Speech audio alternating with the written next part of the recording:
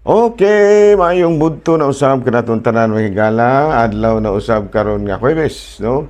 Pizza 7 na kini sa bulan sa kining Marso, no? Pizza 7 na kini sa bulan sa Marso tuig 2024. O padayon kita sa ato nga pagpangalagad dinhi lang gihapon sa atong programa sa kahanginan Catechesis on Air. Ato diay nga timbayaon mahigala, no? Ug maayong mudto usab ang atong talahorong obispo, Bishop Julito B. Cortez, ang atong station manager, si Father Rama Ata, ug ang tanan gyud nga mga kaparian, lukop Kabisayan ug Mindanao, nga kanunay usab nga nangalagad sa katawhan. Bino, ari kita mahigala sa ato ang CBCP News, Balitang Simbahan, na ini kamuntuhon. CBCP News, matun pa, PPCRB,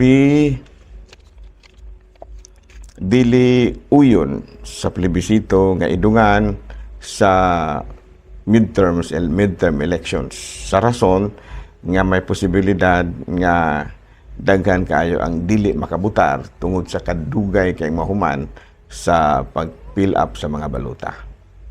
Ingon na kay karon pa lang gani murag maglisod na ganing tiwas ning uban sa ilaha nga kining baluta unsa nakagdugangan pagyot. Sa wala nga ang PPCRB or Paris kini responsible voting nagkanayon nga dili gyud sila uyon nga idungan ang plebisito sa midterm elections.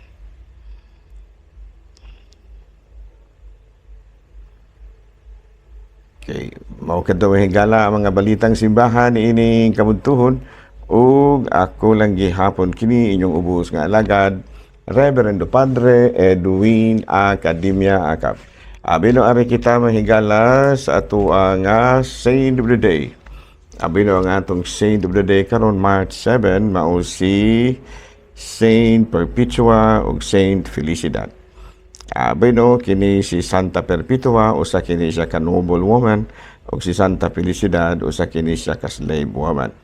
Both were martyred during the Christian persecution under Emperor Septimus Severus, no? Septimus Severus, no? So, karong adlaw mahigala hinumduman nato ang lain na pong mga patrona sa Katolikong simbahan nga mao si Santa Perpetua ug si Santa Felicidad. Abi no padayon ta mahigala sa ato nga mga buhatonon ni ini kamuntuhon. Pero ari na kita sa atong mga pangutana. Daghan ni mga pangutana mahigala. Father,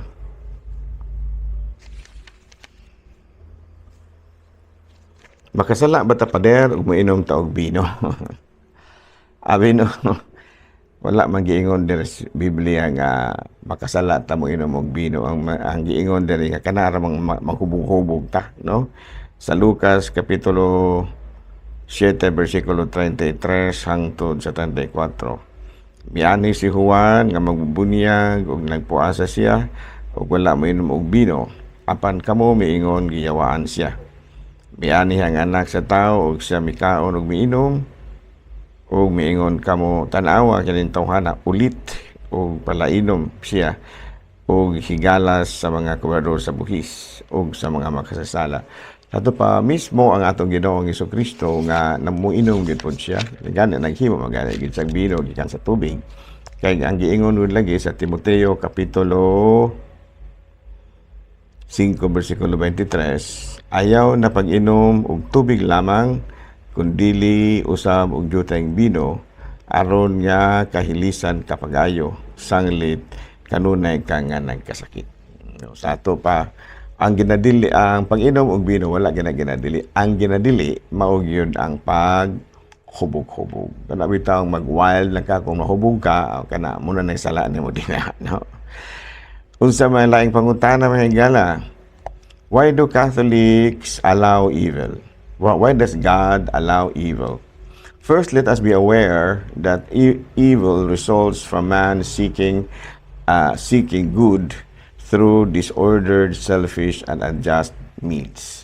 So, muna, no, nga usahay, mangita mo gutag kaayuhan, pero ang gigamit atong kaayuhan, disordered, hakog, ug dili maayo.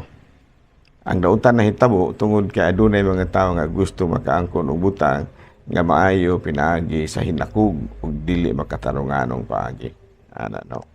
Ang tao gitagaan sa Dios og freedom to choose whether to do good or bad. Sa to pa gitudlo diri nga kining pagpakasala, no, actually ang tao gyud may naghimo ani, no?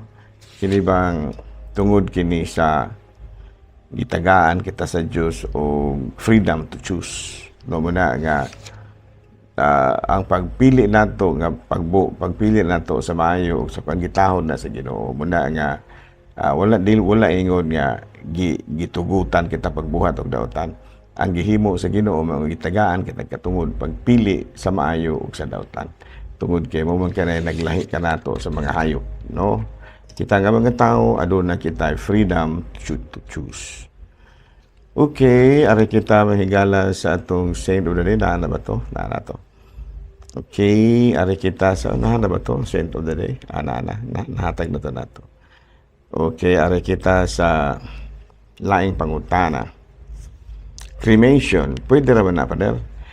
Although ang cremation is already allowed, the Catholic Church, by the Catholic Church, the cremated remains shall not be scattered to the wind, over the water, or left in an urn and put in the living room. Sa ito pa, although nga gitugot na kini karon nga ang tao sunugo na lang aron na mahimong abo godiana, pero wala na nagpasabot nga ato pong abusaran, ato na lamang pahanginan aron mapadpad na laman sa hangin, o baka atong ibubo dito sa dagat, o baka atong isulod og urn nga ibutang sa sala. Di na sa pwede. It should be buried piously in a cemetery or a mausoleo, preferably in a Catholic cemetery. No? Kanaanan Catholic be a sponsor to baptism? No? Pwede ra ba nga mamahimong sponsor ang usa ka dili Katoliko? Tubag niya na dili pwede. Kung magpakuan ka, pagpa-sponsor ka, Katoliko gyud, pero pwede ra pong naaarapod ang mga laing relihiyon, pero isip saksi na lang. Isip saksi na, dili na sila ingon nga sila gyud mo sponsor. Does confession remove sin in why is there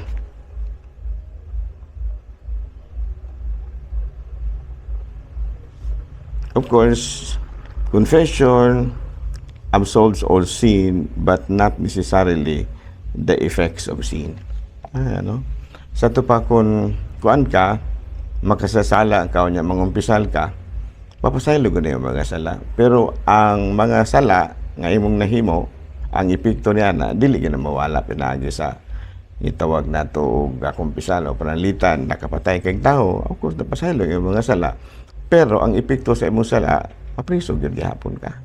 Pero napasaylo na ka sa imong sala din sa Ginoo. Pero giingon nga tungod kay nakapangumpisal na kandi na lang kaprisohon. Priso gyud ka gihapon. Okay, another question. Okay, no, another question ta mahigala.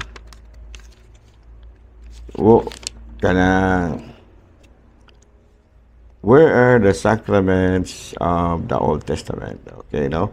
By the way, the 7 sacraments have the roots in the New Testament, not in the Old Testament. However, shadows or types of the sacraments naa din na sa Old Testament. Ato pa ang 7 ka sakramento nakabase gina siya sa New Testament. Pero ang mga shadows or mga sanglitanan, no, sa mga sakramento naa gina siya sa kining gitawag nato Old Testament. Pareho sa bunyag, no, nga bunyagan gyud usab ang mga tao sa Old Testament, pero ang sakramento gyud binase gyud na siya kasi Kristo gyud mismo mao nagtukod niya na si Kristo naman na siya sa New Testament. Abi no, dinhi na lang una kita kutob mahigala ha. Ako lang gihapon kini ang inyong ubos nga alagad, Reverendo Padre Edwin Academia Acab, Mana milit na usab kaninyo og maayong mudto Pilipinas.